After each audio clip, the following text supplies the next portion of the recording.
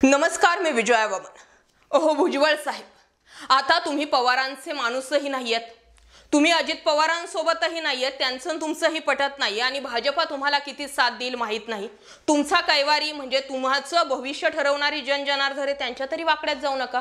राज्यात मराठा आरक्षणाच्या निमित्तानं पुन्हा एकदा मराठा विरुद्ध ओबीसी असा वाद निर्माण झाला। मराठा आंदोलनाचे नेते मनोज जरांगे पाटील आणि राज्यातील प्रमुख ओबीसी चेहरा असलेले मंत्री छगन भुजबळ यांच्यात गेल्या काही दिवसांमध्ये रंगलेल्या कलगीतुऱ्यामुळे हा सुप्त संघर्ष अधिकच खोलवर जात असल्याचं चित्र सध्या उभं राहत आहे।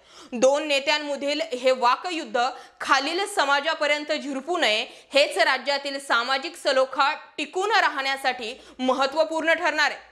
पण नेमका मराठा विरुद्ध ओबीसी असा वाद उभा राहण्यामागे कुठली कारण आहेत आणि छगन भुजबळांमागे मराठा समाज काहीच नव्हता का? फक्त ओबीसीच्या जीवावर ते आमदार झालेत का? हे या व्हिडिओच्या माध्यमातून पाहणं गरजेचं आहे। राज्यात गेल्या अनेक वर्षांपासून मराठा समाजाला आरक्षण मिळण्याची मागणी, परंतु आरक्षणाच्या 50% मर्यादेमुळे मराठ्यांना आरक्षण अजून मिळालेलं नाही। मग आरक्षण कसं मिळेल याची चाचपणी सुरू असताना अनेकांनी मराठ्यांना ओबीसींच्या कोट्यातून आरक्षण मिळावं अशी मागणी सुरू केली। परंतु आधीच ओबीसींमध्ये बऱ्याच जातींचा समावेश असताना मराठ्यांनाही ओबीसीतून आरक्षण दिल्यास हा ओबीसी समाजावर अन्याय ठरेल असं मत ओबीसी नेत्यांचं झालं। छगन भुजबळ मात्र यामध्ये वेगळ्याच पद्धतीने येत आहेत, वेगळ्याच पद्धतीने जनतेचा रोष ओढावून घेत आहेत। ओबीसी नेत्यांनी मराठा आरक्षणाला पाठिंबा दिला असला तरी त्यासाठी स्वतंत्र कोटा देण्यात यावा अशी मागणी त्यांनी केली आहे।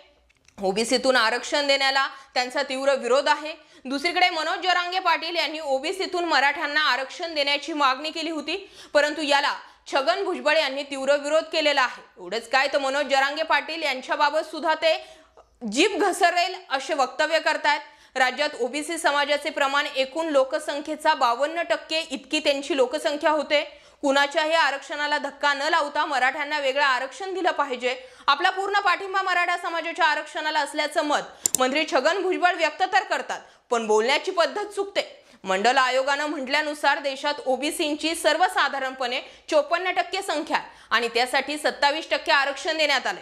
ओबीसींमध्ये व्हिजयंती असल्यानं आता केवळ 17% आरक्षण आणि त्यात तब्बल 450 जाती आहेत। त्यात अजून मराठा समाज आल्यावर ओबीसींनाही काही मिळणार नाही आणि मराठ्यांनाही काही मिळणार नाही ही भावना, यावरती सुद्धा विचार व्हायला पाहिजे। या मुद्द्याशी मीही काही प्रमाणावर सहमत नक्कीच आहे, पण मुद्दा वेगळा आहे। भुजबळ ज्या पद्धतीने टीका करतायत ती पद्धत त्यांची चुकते। दुसरीकडे राष्ट्रीय ओबीसी महासंघाचे अध्यक्ष डॉक्टर बबनराव तायवाडे यांनी मराठ्यांना ओबीसींमध्ये घेण्यास तीव्र विरोध केलाय। जरांगे पाटील यांच्या दबावात येऊन राज्य सरकारने काही वेडावाकडा निर्णय घेतल्यास आम्ही आंदोलन करू, महाराष्ट्र पेटवू। सरकारने दबावात येऊन मराठ्यांना ओबीसींचं प्रमाणपत्र दिल्यास आम्ही न्यायालयात जाऊ। मराठा समाजाला स्वतंत्र आरक्षण द्यावं, ओबीसीतून आरक्षण देऊ देणार नाही असा इशारा तायवाडे यांनी सरकारला दिला।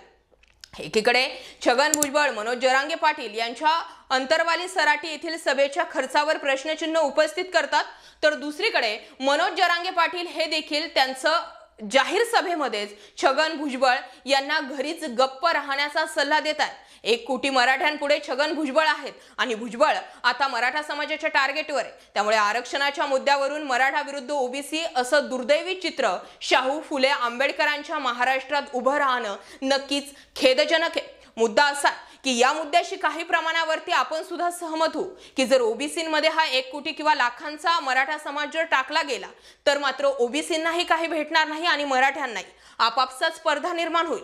त्यापेक्षा मनोज जरांगे पाटलांची जी दुसरी मागणी आहे की मराठा समाजाला वेगळं प्रवर्ग करून वेगळ्या प्रवर्गात आरक्षण द्या, ही मागणी काही प्रमाणावरती म्हणण्यापेक्षा पूर्णपणेच ही मागणी योग्य आहे। ओबीसींमध्ये जर मराठा समाजाला घुसवलं गेलं तर आपापल्यातच पुन्हा स्पर्धा सुरू होईल, ही देखील शक्यता वर्तविण्यात येत आहे। दुसरी गोष्ट म्हणजे छगन भुजबळ बेतालपणे बोलत चालले। छगन भुजबळांच्या डोक्यावरती आता पवारांचा हात नाही, अजित पवारांसोबत त्यांचं पटत नाहीये।